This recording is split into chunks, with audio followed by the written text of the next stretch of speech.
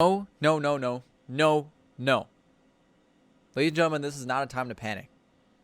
Look, I know it looks bad. The Leafs lost 2 in a row to the Vancouver Canucks, who before this were 9-15-2 and are now 11-15-2. But hear me out. Leafs had the reasoning to lose to the Edmonton Oilers on that back-to-back because they were tired. They played a hard game, and they came out tired in that second game. So I was okay with them losing that one. You can't win them all.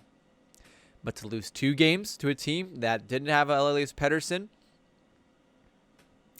I mean, that's just unacceptable. What is up, guys? My name is Nicholas Garcelle. Welcome back to the video. The Toronto Maple Leafs lose to the Vancouver Canucks 4-2 at Rogers Arena. Let me tell you, this is not a fun one to watch at all. We'll start with the first period. So Brock Boeser opens up the scoring on a power play goal.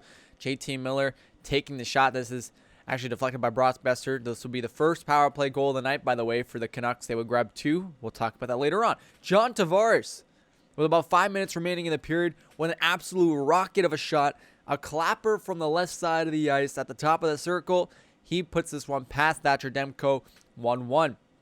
Second period goes, and Jimmy Vesey is on the hunt. He finds the puck out of nowhere from the pass of TJ Brodie. Vesey takes a shot. It's in the back of the net, 2-1 for the Leafs. But the third period, dear goodness, was the worst period by far. It starts off with Bo Horvat, a power play goal off the shot of Brock Boeser. Horvat tips it in front, 2-2.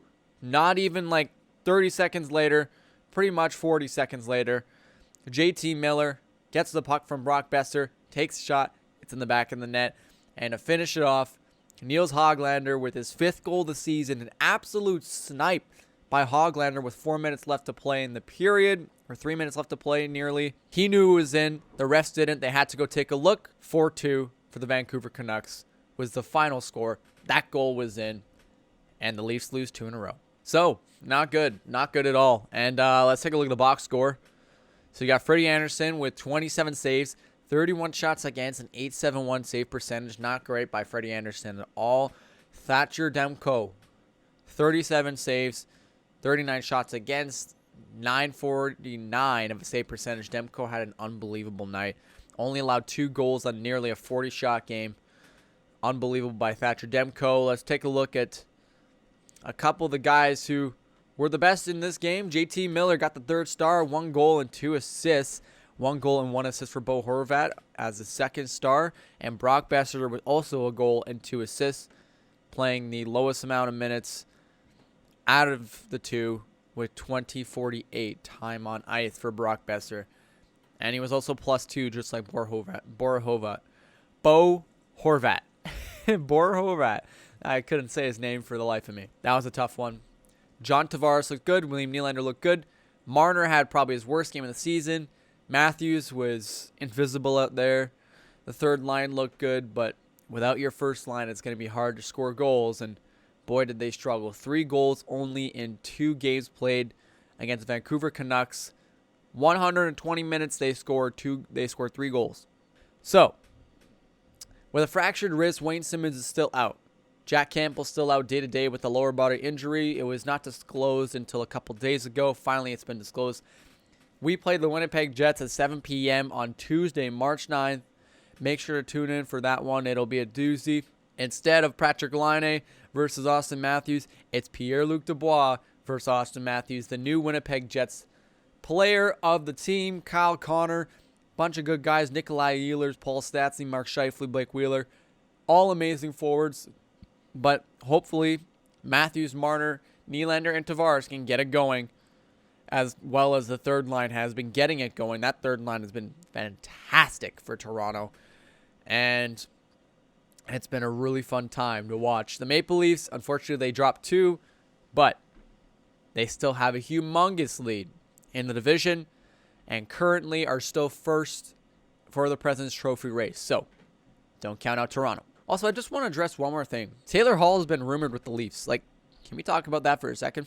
Taylor Hall has been rumored to come to Toronto. A couple other teams, the Rangers are probably the biggest for Taylor Hall or Jack Eichel.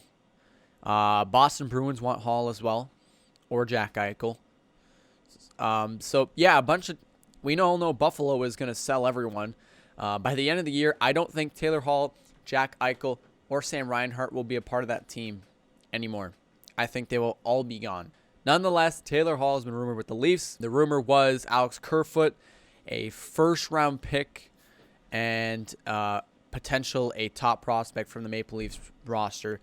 So that would be exchanged for Taylor Hall, who is on a 1-year deal, and half his salary retained in order to get the Maple Leafs the Taylor Hall, of course, because we all know $9 million divided by 2, $4.5 million, and Alexander Kerfoot makes about 3.5. Any prospect you can get will probably equal that to $800K, which would get you to around, let's say, 4,300. So you'd probably have to add something else in there.